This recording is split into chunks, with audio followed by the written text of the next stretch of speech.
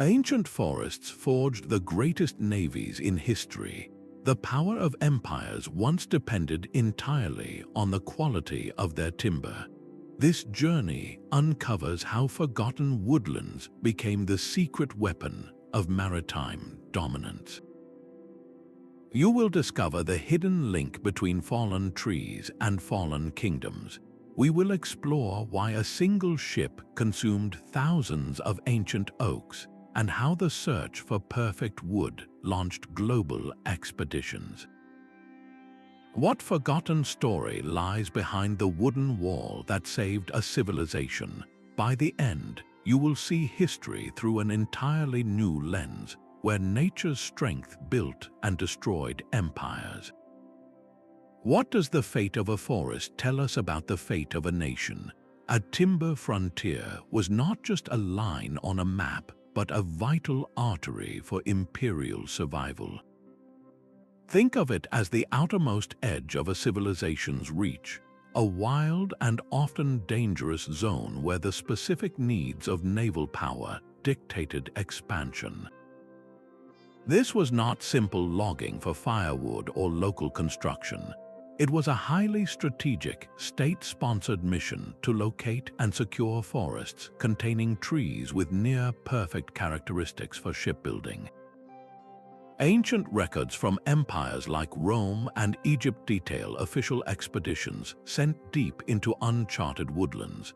Their goal was to mark territory and claim stands of trees that possessed the right grain, density, and natural resistance to rot. The quality of a single oak beam could mean the difference between a warship that lasted for decades and one that fell apart in its first major storm. Without command over these forest frontiers, a nation's dreams of a powerful navy were impossible. This fundamental, non-negotiable need for superior timber forced empires to manage their resources on an almost unimaginable scale, turning wilderness into the most strategic of assets. The quest was always for the perfect tree, a search that would push human ingenuity to its absolute limits. A single warship was a wooden puzzle of staggering complexity, and every last piece had to be carved from a living tree possessing the exact right qualities. The backbone of any great vessel was its keel, a single timber running the ship's entire length. This was not just any piece of wood. It had to be a massive oak grown straight and true for centuries, capable of withstanding the relentless pounding of the open sea. From this spine, the ribs of the ship curved upwards, each one cut from an oak that had naturally grown into the perfect shape, a branch that forked at just the right angle. Then came the hull itself, requiring hundreds of long, curved planks. Each plank was not sawn, but painstakingly split along the grain of the wood to follow its natural strength, a process that wasted as much timber as it used. High above, the mast was another arboreal signature, a towering pole of resilient pine or fir, flexible enough to bend in a gale but strong enough not to snap. The choice of wood was a matter of life and death. The Romans specifically sought out larch for critical parts because it was naturally resistant to fire, a constant terror in naval warfare. The Phoenicians, masters of the Mediterranean, built their famous ships from cedar, a wood whose aromatic oils repelled wood-boring insects and resisted rot for generations. Constructing just one of these wooden marvels could consume every usable tree across dozens of acres of ancient, old-growth forest. This was the tangible, breathtaking cost of naval power. It forces a simple but profound question.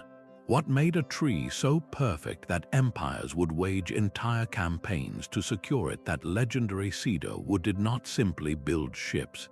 It built an entire economic system on the water. The Phoenician merchant vessel was a floating warehouse, its cedar hull packed with dyed textiles, glass, and silver, sailing routes that stretched from the Levant to the Atlantic coast of Africa. But their true masterpiece was the war galley, a vessel that would define naval combat for centuries. The Trireme, with its two stacked banks of oars, was a predator built for speed and ramming. Its entire structure relied on the unique properties of the cedar.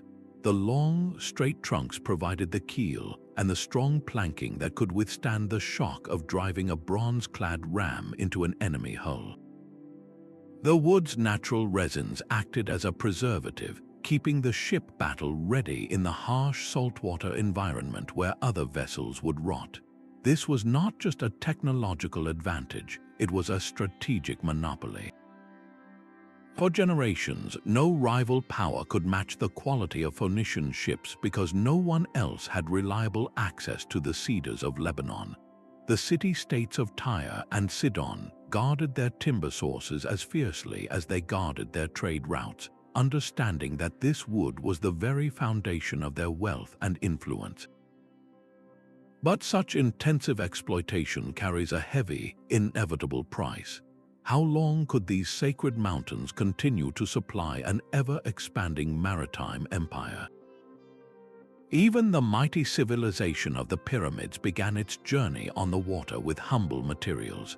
Long before Egyptian pharaohs dreamed of cedar-hulled fleets, their world was defined by the Nile, and their first vessels were woven from its most abundant plant, the papyrus reed.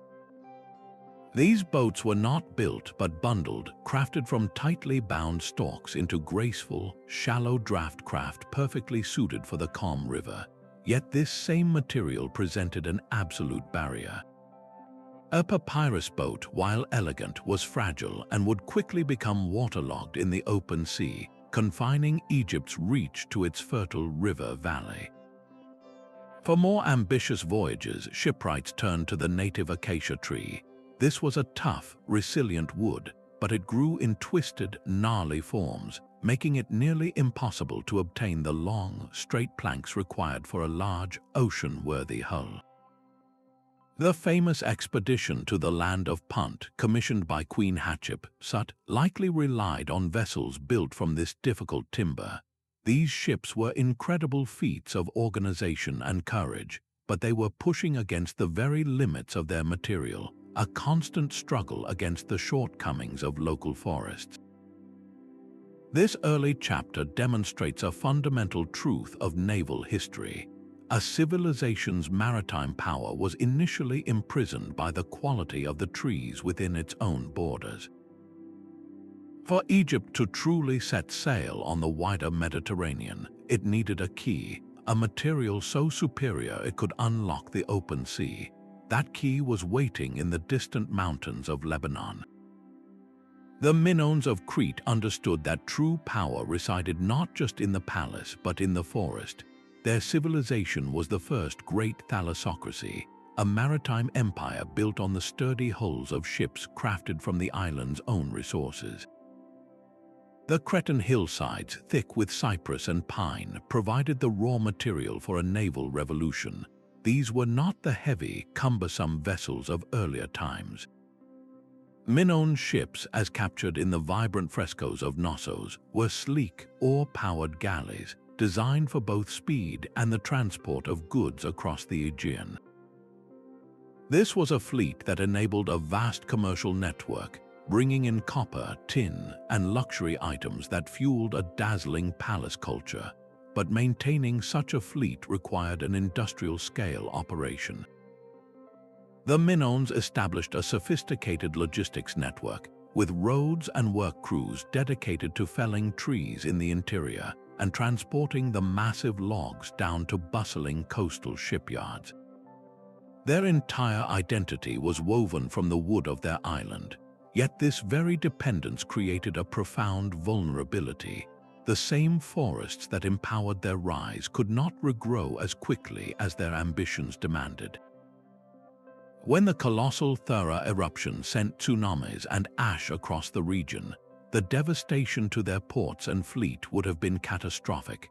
With their local timber reserves already stretched thin, the ability to rapidly rebuild their wooden wall of defense was severely compromised. The Minoan civilization, for all its brilliance, offers a timeless lesson. A maritime power's strength is only as enduring as the forests that sustain it, a fragile balance between human ambition and nature's capacity to provide. The fall of the Minoans did not end the age of wooden fleets, it simply passed the torch. The Mycenaeans, emerging from the Greek mainland, were quick students. They absorbed the hard-won maritime knowledge of their predecessors and then forged it into something new, something built for conquest. Their world was one of fortified citadels and warrior kings, and their ambitions demanded a new kind of navy. This was not a fleet designed merely for peaceful trade, but for the volatile mix of commerce, piracy, and open warfare that defined the Bronze Age. The legendary campaign against Troy, immortalized in the Iliad, was fundamentally a story of naval power. Homer's epic is saturated with the presence of ships, the very vehicles that delivered the Greek army to the shores of Anatolia and sustained it for a decade. These were not vague mythological vessels but tangible assets, described with a specificity that reveals their critical importance. Their construction, their beaching, their role as floating fortresses, all point to a society that understood its destiny was tied to the sea. To build this power, the Mycenaeans turned to the forests of their own homeland. The rugged mountains of the Peloponnese provided the essential raw materials, massive oaks for the strong frames and resilient fir for the towering masts. But this was more than just using local wood. It was a scaling up of ambition. Where Minoan ships had dominated the Aegean, Mycenaean vessels were built to project power across the entire eastern Mediterranean. This expansion required an industrial response. It was no longer enough to simply cut down trees. The Mycenaeans needed organized logging operations, teams of woodsmen and oxen to extract the giant logs, and protected sea lanes to ensure that this vital timber could travel safely from forest to shipyard. They were creating a blueprint, a logistical template for turning standing timber into seaborne empire. This intricate system, born from the need to supply a war against a distant city, would set a powerful precedent for the classical Greek world that would one day rise from its ashes. The prophecy was deliberately obscure, a riddle wrapped in the smoke of the sacred shrine. When the Oracle of Delphi told the terrified Athenians to place their faith in a wooden wall, few understood its true meaning. But one man, the visionary leader Themistocles, saw through the mystery. That wooden wall was not a barricade on land, but a fleet of ships, a navy that would become Greece's only hope against the overwhelming Persian invasion. This was not a vague spiritual hope. It was a concrete, audacious plan that would transform the very nature of Athenian power. Themistocles convinced the city to take a monumental gamble. A massive new vein of silver had been discovered in the state-owned mines at Laurium. The traditional proposal was to distribute this wealth directly to the citizens, a popular but short-sighted move. Themistocles argued for a radical alternative.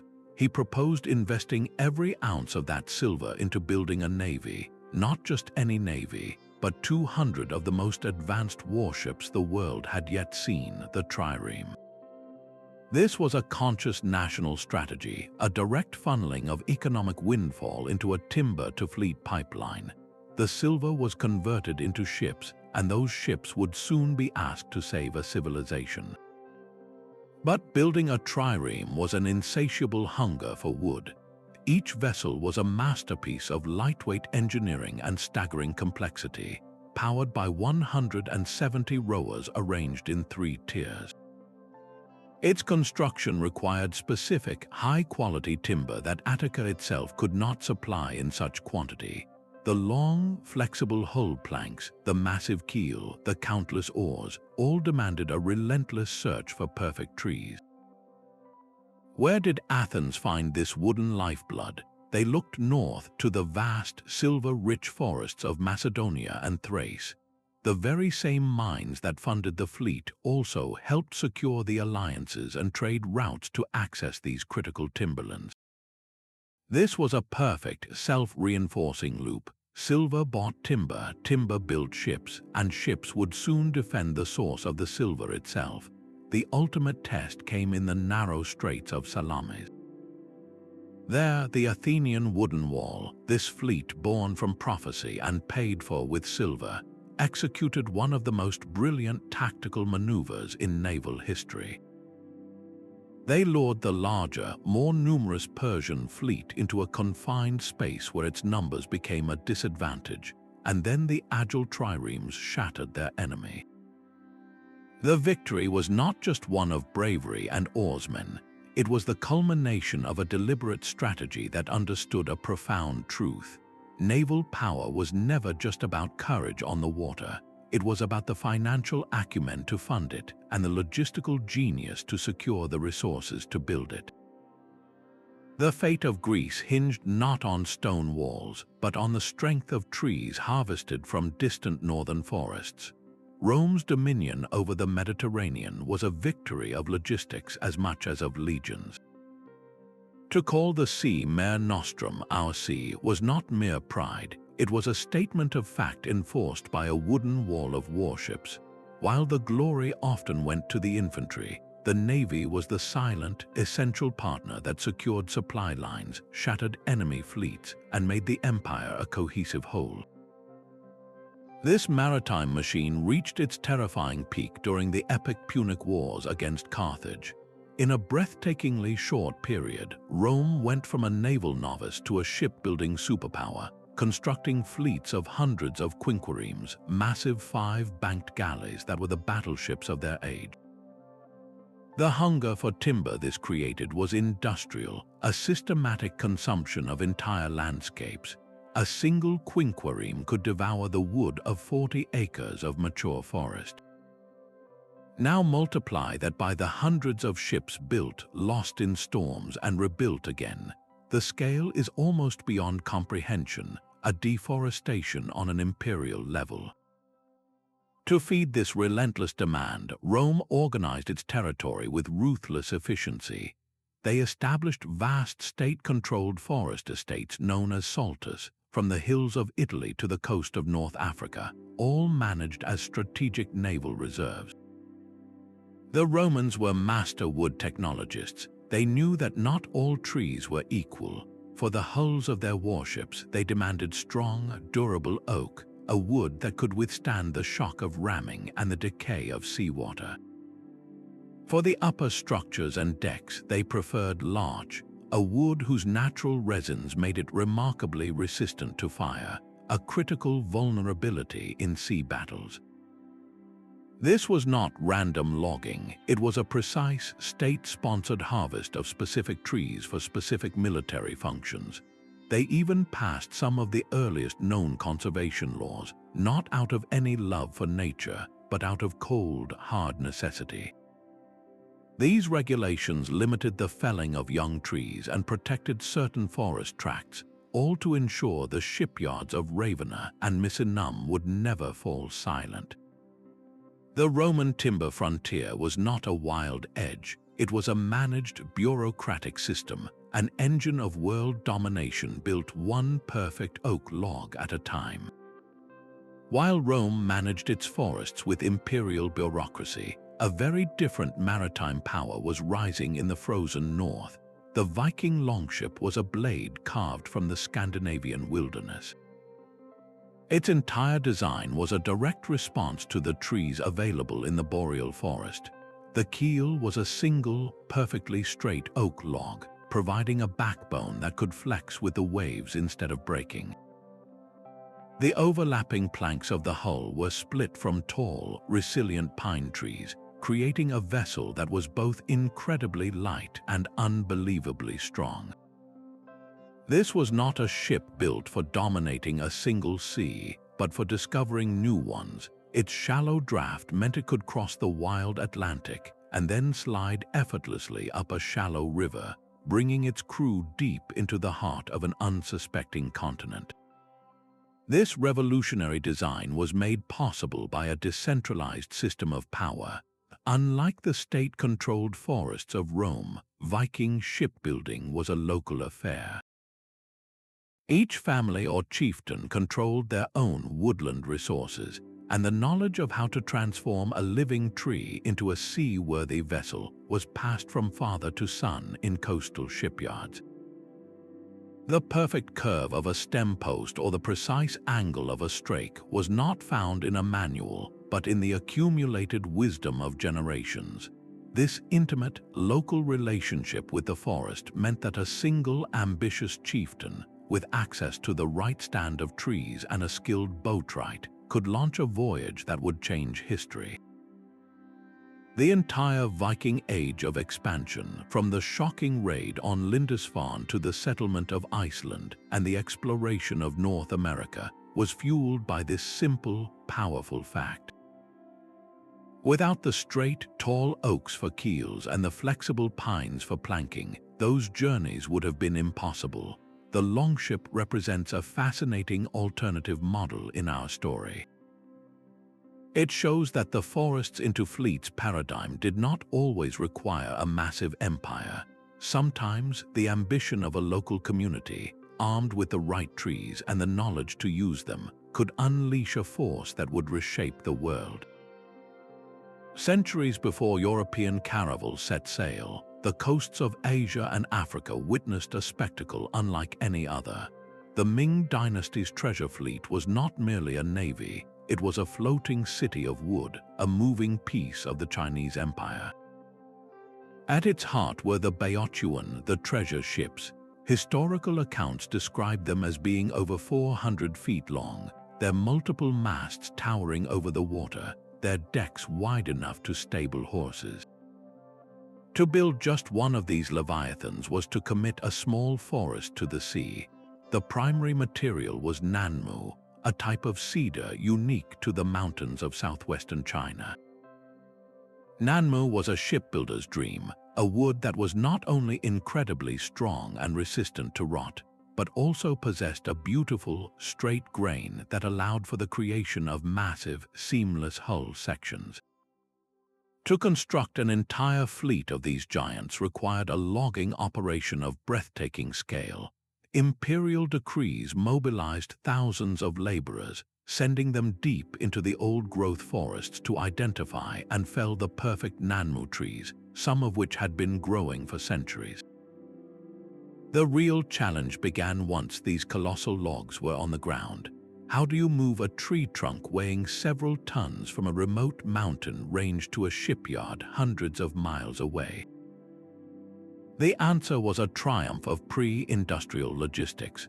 Workers would wait for the seasonal rains, using artificially created flash floods to wash the timbers down specially constructed wooden chutes toward the river systems. Once afloat, the giant logs were lashed together into massive rafts and guided on a long, slow journey along the Yangtze River and its tributaries, all converging on the bustling Longjiang shipyard near Nanjing. This was an empire mobilizing its entire interior for a single, outward-looking purpose. The sheer volume of timber consumed was staggering, denuding vast swaths of China's most valuable forests. And yet, this monumental investment, this proof of absolute power, was suddenly abandoned. The great treasure ships were ordered to rot in their harbors, and the voyages of Admiral Zheng He were erased from official records. Why would an empire scuttle its own greatest achievement? The reason was as practical as it was profound.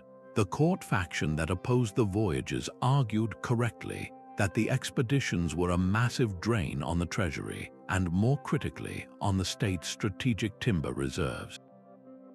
Every nanmu tree used for a treasure ship was a tree that could not be used to rebuild a palace, fortify a northern wall, or construct the smaller vessels needed for coastal defense. The very resource that enabled this unprecedented maritime expansion also imposed its ultimate limit. The Ming dynasty made a calculated choice, turning its back on the open ocean to secure its land borders. proving that even the most magnificent fleet could be sacrificed when the forests that built it began to grow thin. Venice itself was a city built on water with no forests of its own, yet its survival depended entirely on wood. This paradox forced the Serene Republic to master a science no other power had perfected: the logistics of a floating timber supply. The heart of this system was the arsenal, a sprawling, walled shipyard that was less a factory and more a living organism. Its famous ability to launch a complete war galley in the span of a single day was not magic, but the result of a perfectly tuned machine whose most vital component arrived by river. The true genius of Venice lay not just within the arsenal's walls, but in the managed woodlands far beyond them. The Republic carefully controlled territories on the Italian mainland and along the Dalmatian coast, governing these forests not as wilderness to be plundered, but as a crop to be harvested. Specific trees were marked for future ships years in advance, their growth monitored by state officials. When the time was right, the logs were felled and tossed into the rivers flowing toward the Adriatic. This was the first phase of the assembly line, a natural conveyor belt that delivered raw material directly to the city's edge. But the process did not stop at the water's gate.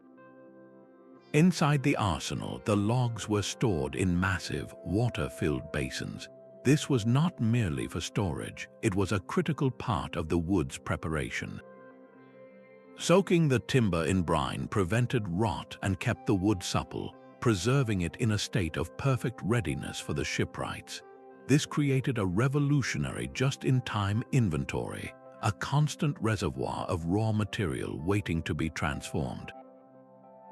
The shipbuilders themselves were organized with similar precision. Different teams specialized in specific tasks, from carving the keel to forging the nails and weaving the ropes, all working in a seamless flow along the covered docks.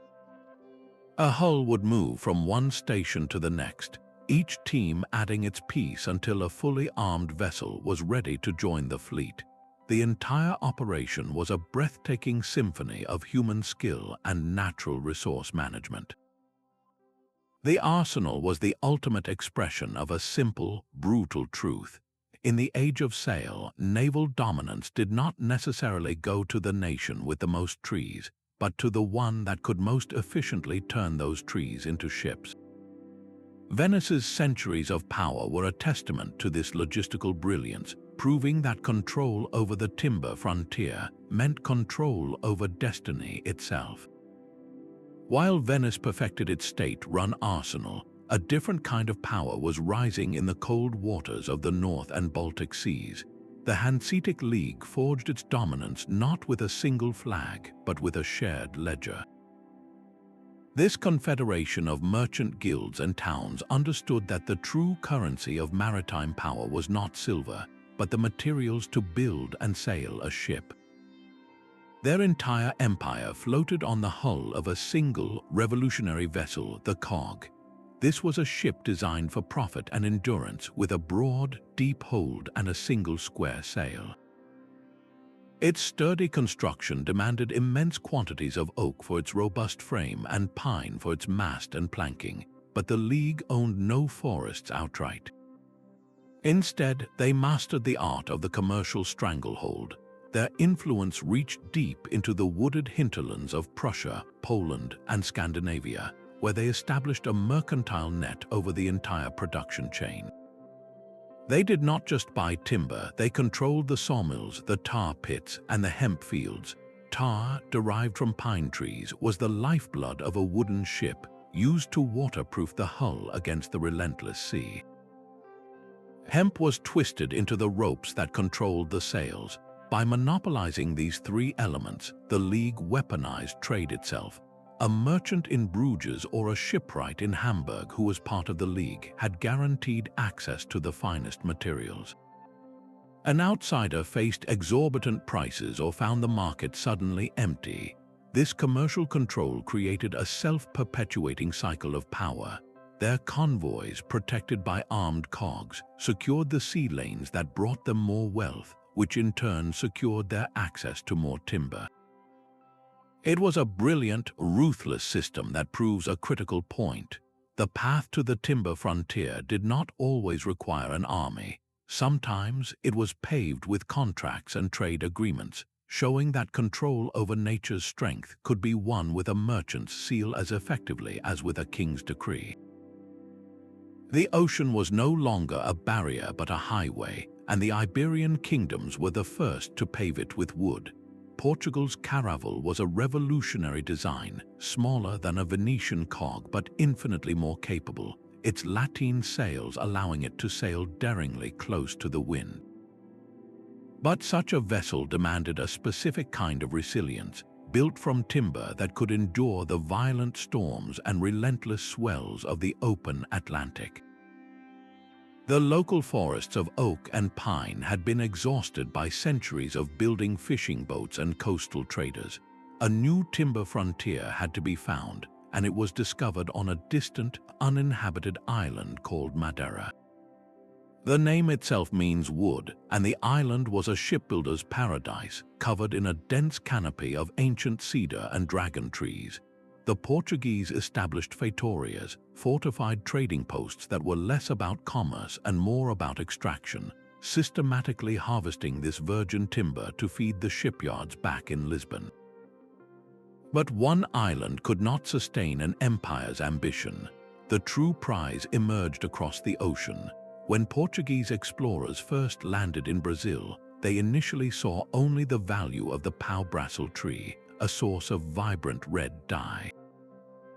They soon realized the entire coastline was a seemingly endless reserve of hardwood perfect for shipbuilding.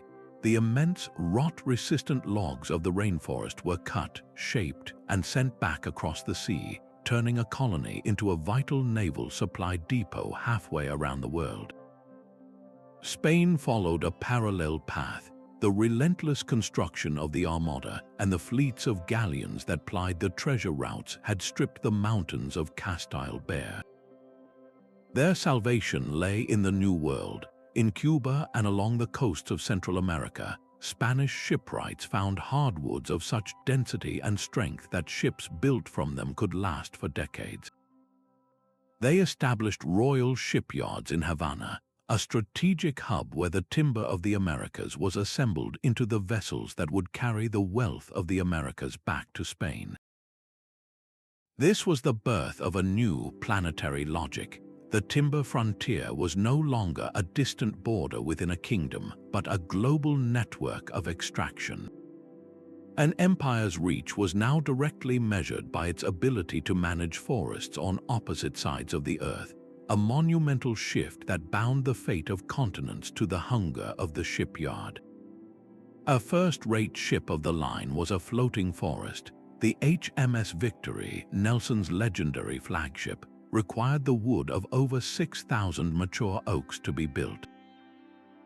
Each of these trees was not merely cut down, it was carefully selected for its specific role in the ship's anatomy. The massive curved pieces that formed the ship's frame were cut from trees that had grown with a natural bend, the product of decades of wind and weather. The long, straight planks for the hull came from towering trunks that had reached for the sunlight for a century or more. This was not a sudden harvest, it was the culmination of a lifetime of growth, a botanical destiny written into the very rings of the wood. The British Admiralty understood this profound time lag better than anyone. They faced an impossible equation. A skilled shipwright could build a warship in a few years, but the forest required to supply it needed a century to grow. This meant that the naval commanders of 1750 were entirely dependent on the foresight of foresters from 1650. National security was measured not in years, but in the slow, patient growth of trees. This led to one of the most forward-thinking policies of its age, the Naval Timber Act of 1729. This law specifically designated certain forests as reserves for the Royal Navy, placing the finest stands of English oak under the direct control of the Admiralty. It was a declaration that the strength of the nation was rooted in its soil. the iconic song Hearts of Oak was not just a patriotic anthem, it was a statement of literal fact. Yet, even this careful management could not keep pace with the empire's exploding demand for ships. As the home forests began to thin, Britain's gaze turned westward across the Atlantic.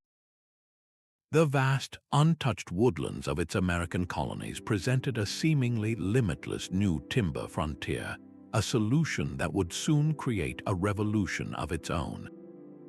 A single white pine could be worth more than its weight in silver to the British Admiralty. These trees, found in the vast wilderness of New England, grew to staggering heights, perfectly straight and strong, producing single spars that could serve as the mainmast for a first-rate ship of the line. Nothing in Europe could compare. Securing this resource was not a matter of commerce but of national survival. To enforce its claim, the Crown dispatched surveyors deep into the colonial woods. Their tool was a hatchet, and their mark was the broad arrow, 3 quick chops in the bark of any pine tree over 24 inches in diameter. That symbol transformed a living piece of the American forest into direct property of the king, and its unauthorized felling was a criminal offense. For the colonists, many of whom were loggers and shipbuilders themselves, this was a profound and galling imposition. They watched the finest trees, the very foundation of their own livelihoods and local maritime economy, be claimed and shipped across the ocean to sustain the power of a distant empire. This was not just about wood, it was about sovereignty over the land itself. The resentment festered, finding its voice in groups like the Sons of Liberty, who sometimes daringly defaced the broad arrow marks or guided loggers to secretly harvest the reserved trees. When the American Revolution finally erupted, this conflict over timber was a crucial, tangible grievance. The fight for independence was, on a practical level, a fight for control over a continental timber frontier. Britain's loss was a seismic shock to its naval supply chain. Almost overnight, the most vital source of masts and ship timber was severed. The empire was forced to pivot, turning its hungry gaze toward the forests of the Baltic region, particularly in Norway and Russia. This desperate scramble for new sources rerouted centuries of trade, inflating costs and creating a new dependency on foreign powers. The American Revolution offers a stark lesson in the geopolitics of natural resources. It demonstrates with brutal clarity that an empire's most valuable colonies were often seen not as partners, but as warehouses, their primary purpose being to fuel the unending appetite of a metropolitan navy. A ship that carried the world's goods was itself a masterpiece of thrift. The Dutch Fluyt was a floating paradox, a vessel that conquered global trade not through overwhelming force, but through radical efficiency. Its design was a direct rebellion against the ornate, heavily armed merchantmen of its rivals. The Fluyt's hull was a simple, rounded shell, wider at the waterline than the deck, a shape that maximized cargo space while using significantly fewer curved timbers, the most difficult and wood-intensive parts to build. Its construction was standardized and simple, requiring less skilled labor and allowing for rapid assembly line production in Dutch shipyards. This was not a ship built for glory, but for profit, and every decision was calculated to save wood, time, and money. The result was a merchant fleet of staggering size. At the peak of their power, the Dutch operated more than 10,000 of these economical carriers, creating a web of commerce that stretched from the Baltic to the East Indies. But this very efficiency created a different kind of dependency. The Netherlands had few forests of its own. How could a nation with so few trees become the world's greatest shipbuilder? The answer lay not in territorial conquest, but in commercial genius. The Dutch became the undisputed masters of the international timber trade. They established a relentless flow of raw material, importing vast quantities of oak from the Baltic region and tall, straight pine from Scandinavia for their masts. Their merchant fleets would arrive in foreign ports loaded with salt, herring, and cloth, and would depart carrying the very lumber that would become the next generation of ships. This was a self-fueling economic engine, a perfect cycle where trade secured the timber that built the ships that enabled more trade. The Fluyt stands as a powerful testament to a different path to maritime dominance. It proved that the key to the timber frontier was not always about owning the forest, but about controlling the supply chain and, most importantly, about designing a ship that respected the profound value of every single log. The strength of a fleet was not forged in the fire of a blacksmith's forge, but in the quiet, patient air of a timber yard. While the design of a ship determined its form, the quality of its wood determined its soul. A vessel built from green, unseasoned timber carried a hidden death sentence. At sea, the planks would shrink and warp, opening deadly seams that allowed the ocean to rush in. Worse, moist wood was a feast for the Teredo worm, a seemingly insignificant mollusk that could riddle a hull with holes as efficiently as enemy cannon fire. The difference between a ship that could blockade a coast for a year and one that sank in its first storm often came down to a single, invisible factor: the science of seasoning. This was the art of slowly drying wood to achieve perfect stability and hardness, a process that could take years and was guarded as jealously as any naval battle plan. The Venetians perfected a method called water seasoning, where they soaked their logs in brine-filled basins. This wasn't to waterlog the wood, but to slowly leach out the sap and starve any fungi, leaving the timber dense and resistant to rot. In the cold north, Scandinavian shipbuilders practiced air seasoning, stacking their planks under protective sheds for years, allowing the Baltic winds to gently draw out the moisture without causing the internal stresses that lead to cracking. They understood that rushing this process was the gravest of errors. A fleet constructed from properly seasoned wood was a strategic weapon of immense value. It could undertake long voyages without fear of its own structure failing, outlasting a rival whose ships, though perhaps newer, were built from timber that was still alive and unstable. This hidden battlefield, where victory was measured not in broadsides but in the precise moisture content of an oak plank, reminds us that naval supremacy was often won on land, long before a ship ever tasted the salt of the open sea. The very same forests that built an empire could also become its tomb. This is the silent crisis of naval power, a paradox where the relentless hunger for timber ultimately consumed the source of its own strength. We see this tragic pattern repeated across history, from the Phoenician coast to the Venetian lagoon. The great cedars of Lebanon, which had once made Tyre and Sidon invincible at sea, were gradually stripped from the mountainsides. The consequence was not just a shortage of shipbuilding materials, but an ecological catastrophe. Without the deep roots of the ancient trees to anchor the soil, the hillsides began to erode, washing fertile earth into the sea and choking the very ports that depended on clear waterways. The loss of the forest canopy disrupted local rainfall patterns, creating a drier, less productive landscape that could no longer support the dense population required for a maritime empire. This was a slow, creeping collapse, a decline measured in decades of diminishing returns. The Phoenicians, in their final centuries, were forced to build smaller, less durable ships from inferior wood, a direct reflection of their dwindling natural capital. Venice faced a similar fate. Its brilliant system of river-borne timber depended on maintaining healthy forests in its hinterland. As those woodlands were over-harvested to maintain the arsenal's frantic pace, the Republic found itself spending more and more treasure to secure lumber from ever more distant sources, driving up the cost of its own survival. Even Rome, with its vast empire and sophisticated forest management, could not escape this fundamental equation. The insatiable demand for oak to build and rebuild its fleets and for fuel to heat its cities led to widespread deforestation around the Mediterranean basin. This created a vicious, inescapable cycle. To protect its sprawling trade routes and wealthy colonies, Rome needed a powerful navy.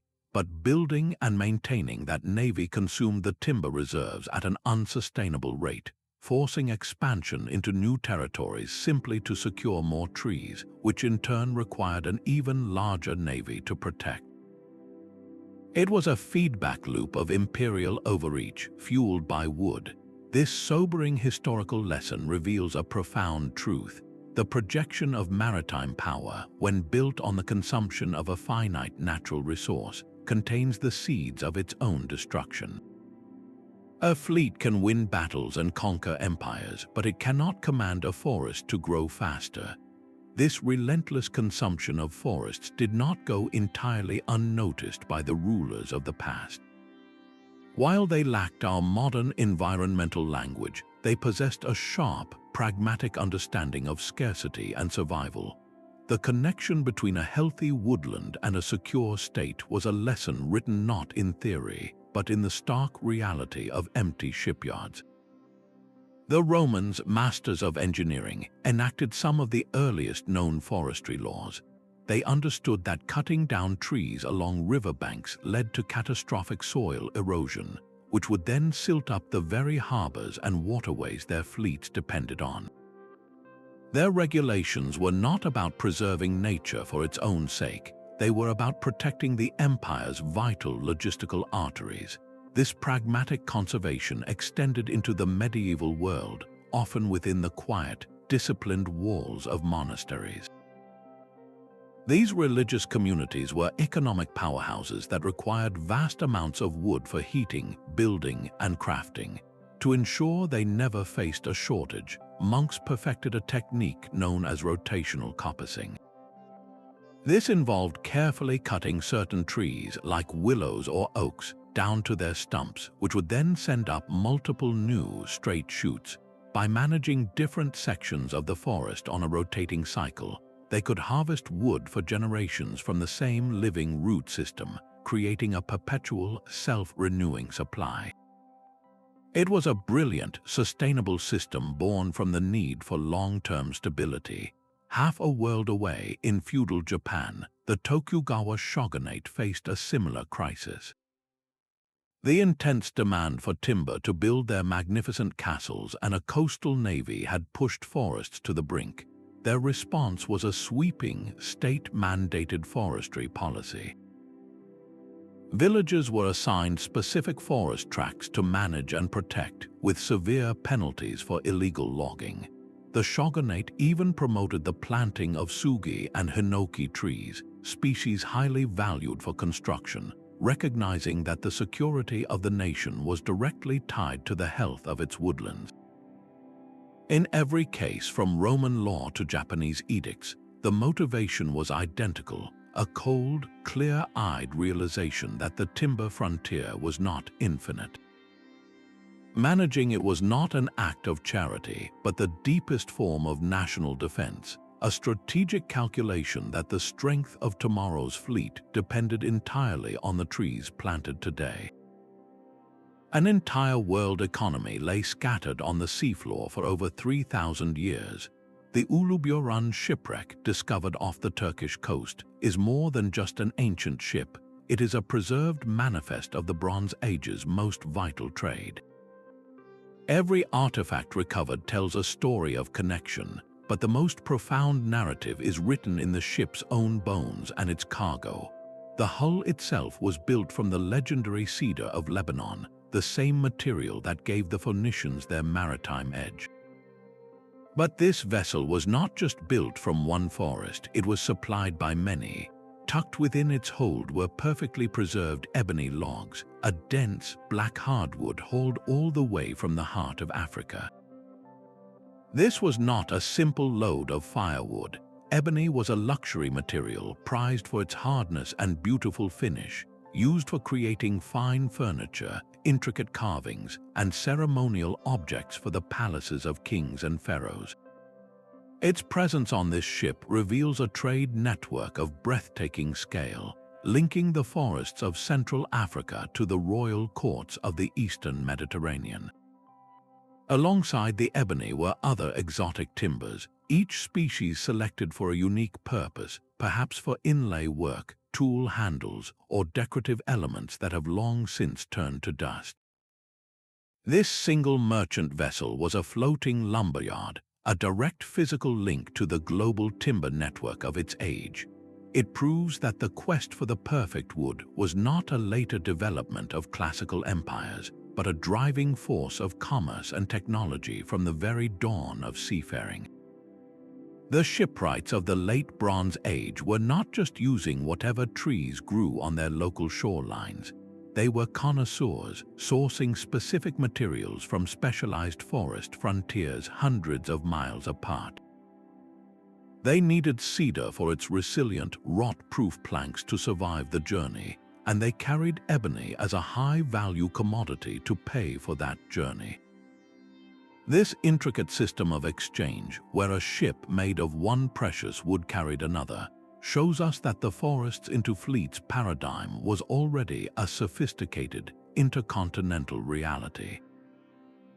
The Uluburun ship is a silent witness to a truth we have traced through every era.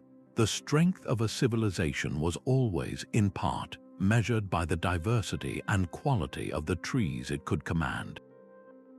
Plato's Lost Island holds a strange echo of history. In his telling, Atlantis was a circular paradise of concentric rings, a naval power of unmatched strength that vanished beneath the waves in a single day and night. The sheer scale of its canals and harbors, as described, mirrors a civilization that had mastered the art of moving earth and water on a colossal scale, a feat only possible for a society with immense resources and a singular purpose. That purpose in every great maritime culture was shipbuilding. The legend speaks of a people who harnessed their entire landscape to fuel their naval dominance, a story that sounds remarkably familiar. Could this myth be a distorted memory of a real civilization that rose on the strength of its forests and fell when those foundations were shaken? The most compelling candidate is the Minoan civilization we explored earlier. Their sophisticated palace culture, their dominance of the seas, and their sudden, catastrophic decline following the thorough eruption align hauntingly well with the Atlantis narrative. The Minoan world was one of elaborate harbor works just like the fabled island. Their power, like Atlantis, was wooden, built from the cypress and pine of their homeland. And their end, whether from tsunami, ashfall, or the ensuing collapse, would have seemed to any distant observer as if the earth itself had swallowed their kingdom whole. The myth of Atlantis, then, may be more than a philosopher's fable. It is a powerful allegory, a timeless story of a society that reached its zenith by mastering its natural world, only to be undone by the very forces it sought to control. It reminds us that every great naval empire, no matter how advanced, was ultimately a guest in the house of nature, and its tenancy was never guaranteed. A silent, gnawing hunger could undo the work of an entire forest. While empires clashed on the open water, a far more insidious war was being waged just beneath the surface, against an enemy no sword or spear could ever touch. The Teredo worm, a pale, finger-sized mollusk, was the ghost in the machine of naval power. To a sailor, it was simply the shipworm, a name that barely hints at the devastation it caused. This creature would latch onto a wooden hull and begin to bore, using its tiny shell as a drill bit. It did not simply dig a hole and leave, it tunneled deep into the planking, consuming the wood as it went and growing fatter with every bite. From the outside, a ship's hull might appear perfectly sound, while inside it was being transformed into a fragile honeycomb of empty passages. A vessel could set sail in prime condition only to have its structural integrity fail catastrophically in a storm, the wood crumbling away from within. The greatest threat often lurked in warm, tropical waters, where these borers multiplied with terrifying speed, turning a routine trading voyage into a death sentence. This biological enemy forced ancient shipwrights to become chemists and material scientists. The Romans, ever practical, developed one of the most effective solutions, sheathing the hulls of their most important warships in thin sheets of lead. This was a monumental undertaking, adding immense cost and weight, but it created a physical barrier the worms could not penetrate. Other cultures experimented with thick, pungent coatings of tar, often mixed with animal hair and other fibers to create a tough, repellent layer. The search for the perfect shipbuilding timber was never just about finding strength and flexibility. It was a desperate hunt for natural immunity. This is why cedar was so prized, its aromatic oils acting as a powerful natural pesticide that repelled the borers.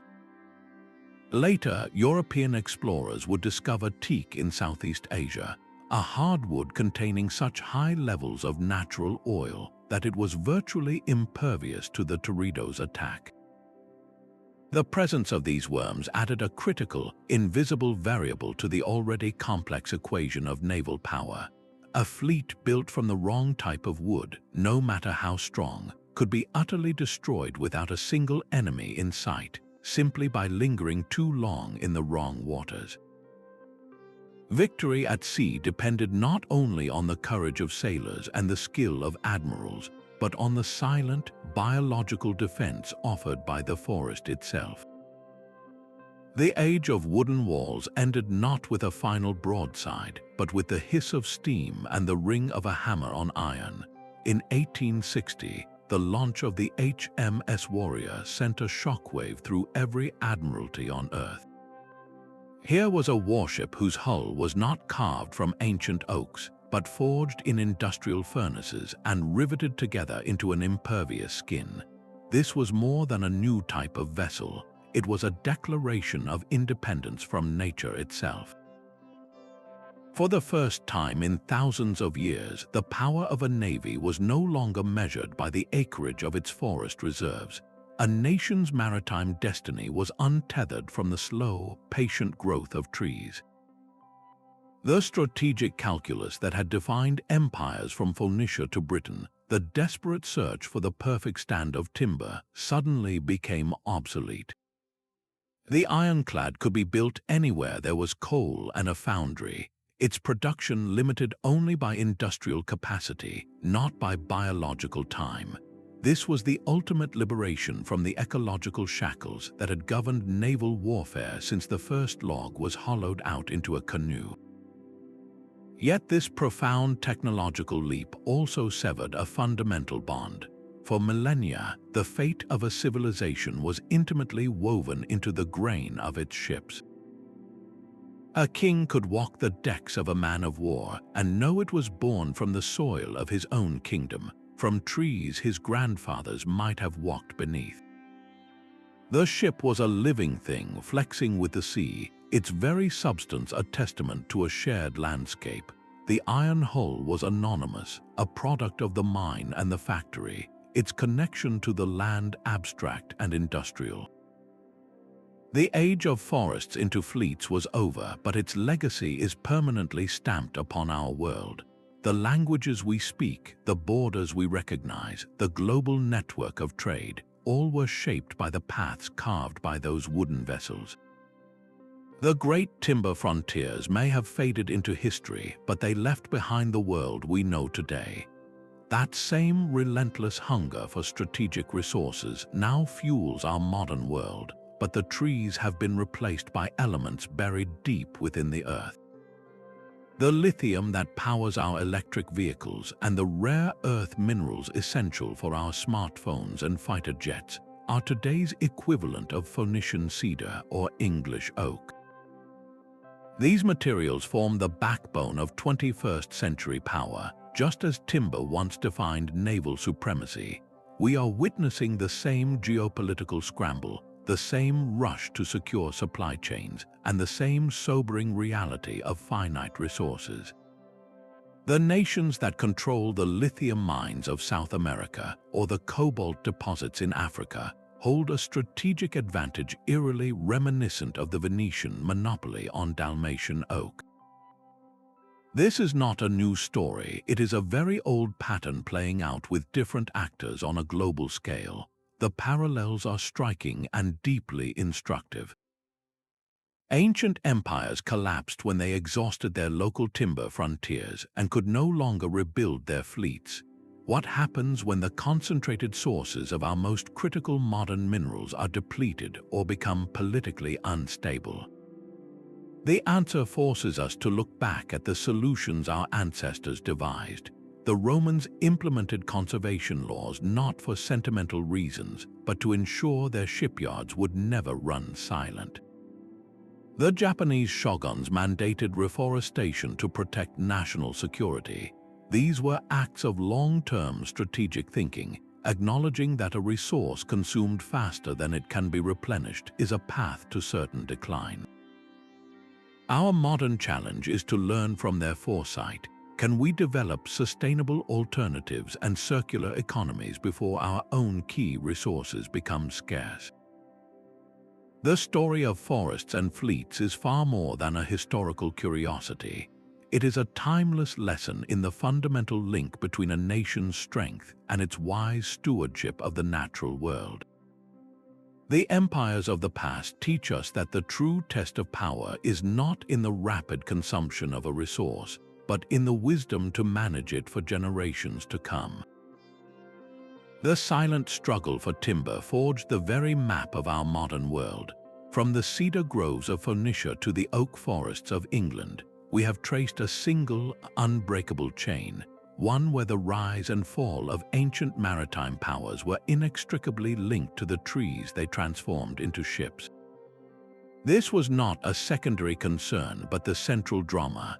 The timber frontier was the silent, often forgotten battlefield where empires were truly won and lost long before their fleets ever met in combat. This perspective challenges us to look beyond the familiar stories of kings and epic battles, to peer deeper into the economic and environmental foundations that make greatness possible. It asks us to see history not just as a sequence of human decisions, but as a complex dance between ambition and the raw materials provided by the natural world. As we reflect on these wooden leviathans that ruled the waves for millennia, their story compels us to consider our own legacy of resource use. Our age is defined by different materials, by silicon and lithium, but the underlying principles remain hauntingly familiar. The race to secure what is vital, the fragility of long supply chains, and the sobering reality of finite reserves, these are the same challenges that toppled civilizations built of cedar and oak. The echoes of those ancient shipyards are all around us if we only know how to listen. If you found this exploration of hidden history compelling, subscribe for more deep dives into the mysteries of the past. And we would love to hear your thoughts. Which of these ancient maritime powers born from the heart of a forest do you find most fascinating? Share your choice in the comments below.